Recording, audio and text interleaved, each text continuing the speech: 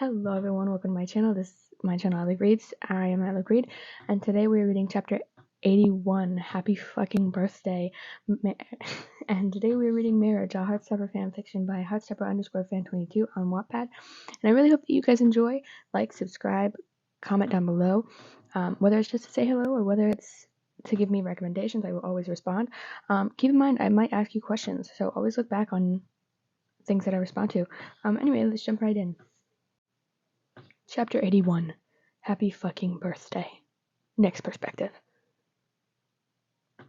I felt in slow motion, like the world was giving me a chance to protect Charlie, make sure his mom didn't see his wrist. He doesn't deserve punishment for an accident. The glass was too sharp. I couldn't see him get hurt yet another time on his birthday. I reached over the table where his arm was and grabbed it, enclosing my fingers over the scar. He flinched, not expecting me to grab his arm. This caught everyone's attention. They all looked at me puzzled, perplexed, expressions except Tori. She understood. I could see it in her eyes. I just pulled his hand under the table and grabbed him the salt. His dad, who was sitting on the other side of Charlie, said, "No, don't tell me you're doing that again. Please, no," he said, almost crying. I swear I could see Charlie's heart literally stutter. He never wanted this to cause pain to others, but that's the thing about self-harm. It doesn't just affect you, it affects everyone around you who cares. His mom looked really mad, like she was going to have one of her freakouts. "What is it with you? You've always had the whole family's attention constantly. I thought you would have grown up by now. I guess not." Silent tears streamed down his face. His head was down, not making eye contact with anyone. I wrapped my arm around Charlie and lowered my head down to his and whispered, "That's not true, okay?" I pushed out my chair and stood up. "Come on, Charlie, we're leaving," I announced to everyone. Charlie got up, still with his head down, avoiding eye contact with everyone. Michael's perspective. I saw everything that went down at the table. I'd left because I couldn't handle watching Charlie get harassed by his mother, and nobody do anything to help him. Nobody did anything about it. I saw how much Nick just wanted to lay into her, but Charlie didn't want him to, so he contained himself for Charlie. I'm so done with her, I can't stay quiet. I walked over to the table and stood beside Nick and Charlie, who stood about to leave. "Jane, it was his fucking birthday. You begged him to come visit you, then you treat him like a piece of worthless trash. I hope you're happy because his birthday is ruined, and consider this your last visit with him. Because why would anyone want to come visit a witch like yourself?" I saw her face drop.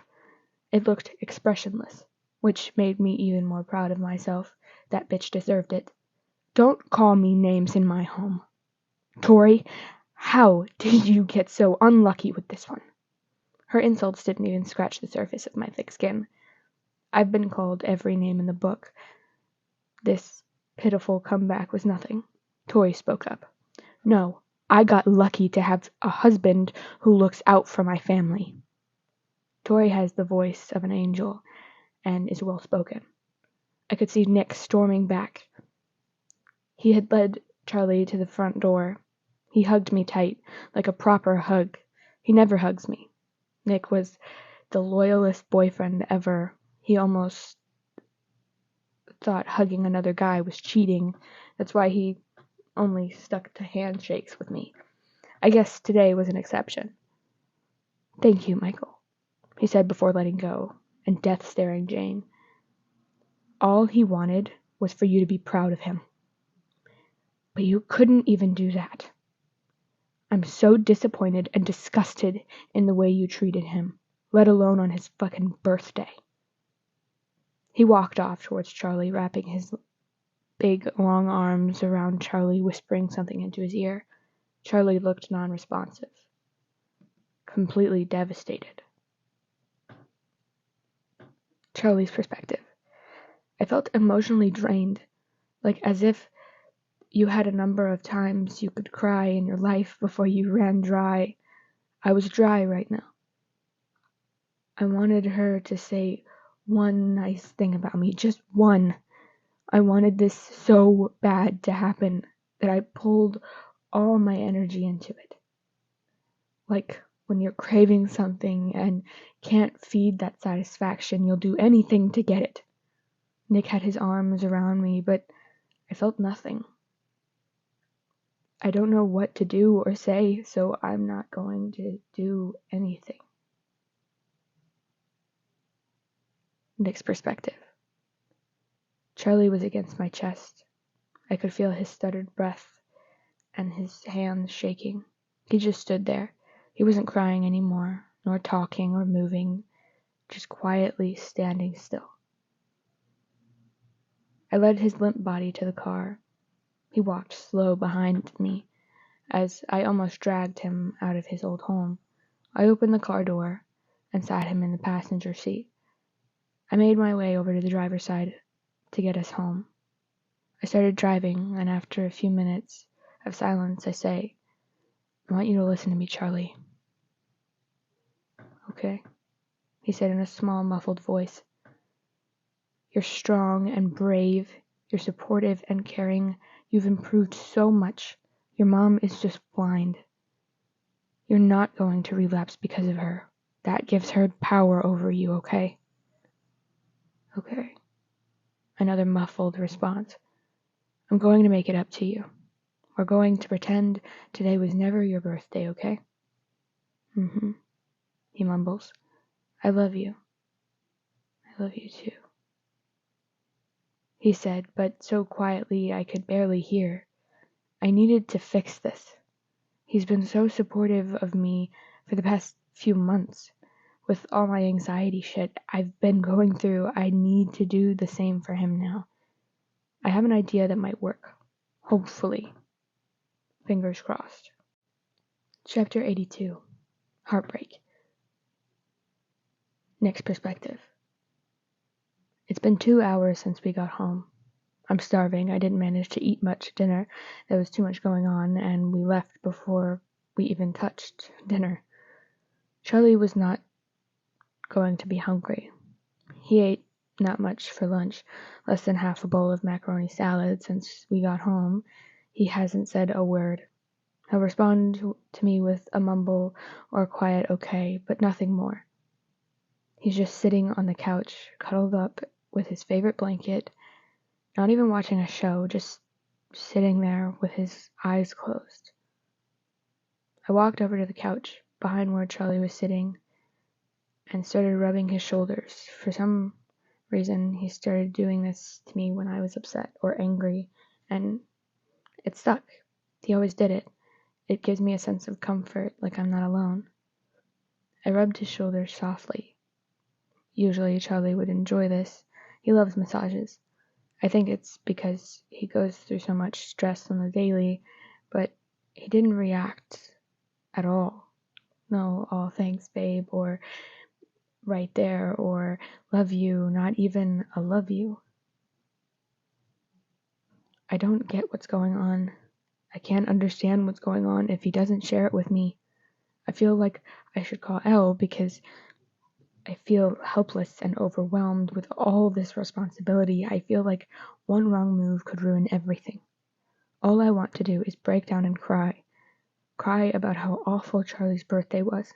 Cry about how shit that day he cut himself with the glass was. That I am now remembering. Cry about how unfair life is for Charlie. Cry about my fucking anxiety always getting in the way of everything.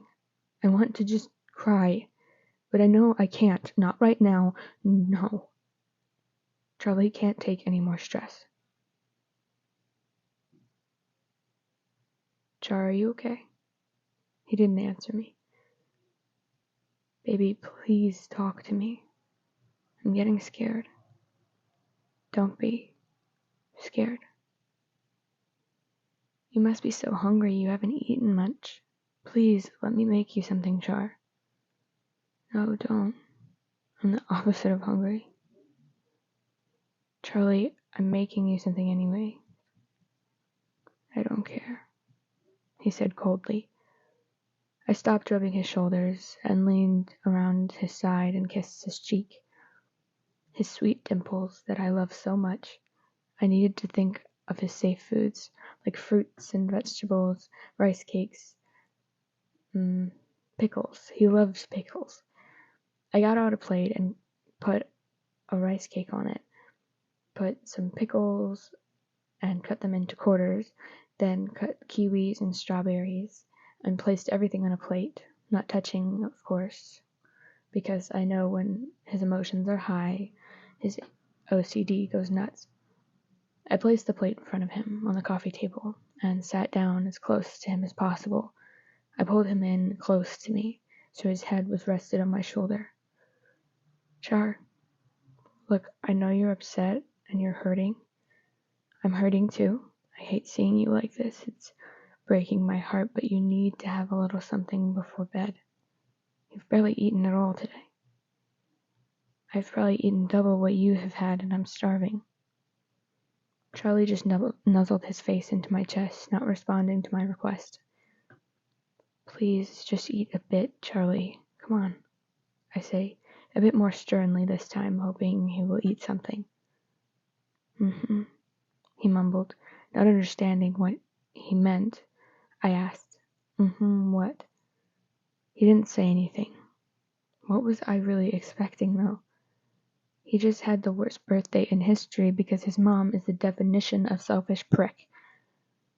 I could feel tears wanting to bury out of my eyes.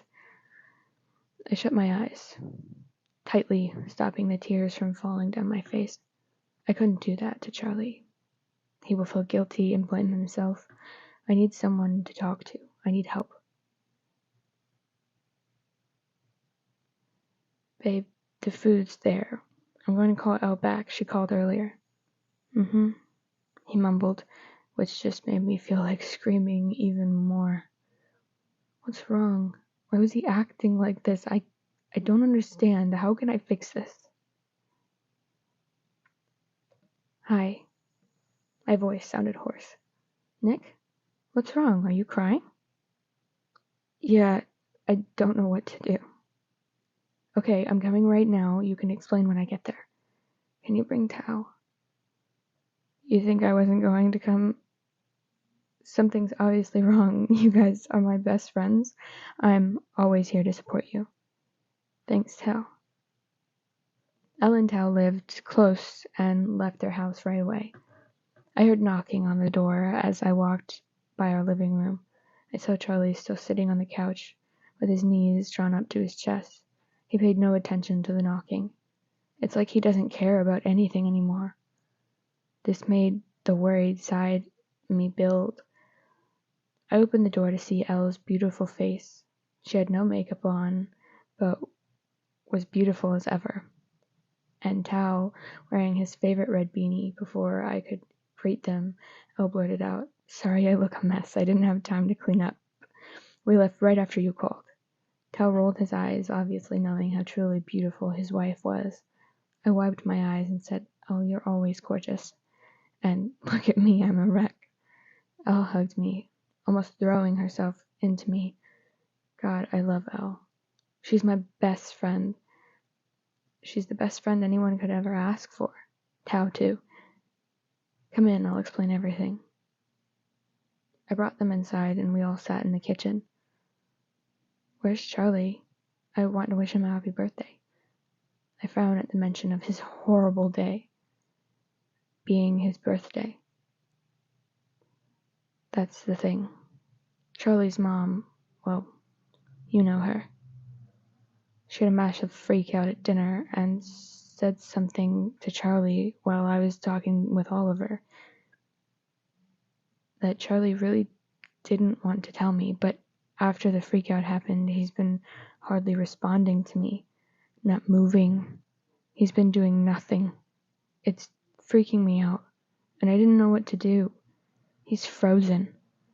He didn't even flinch when you knocked on the door. What is happening?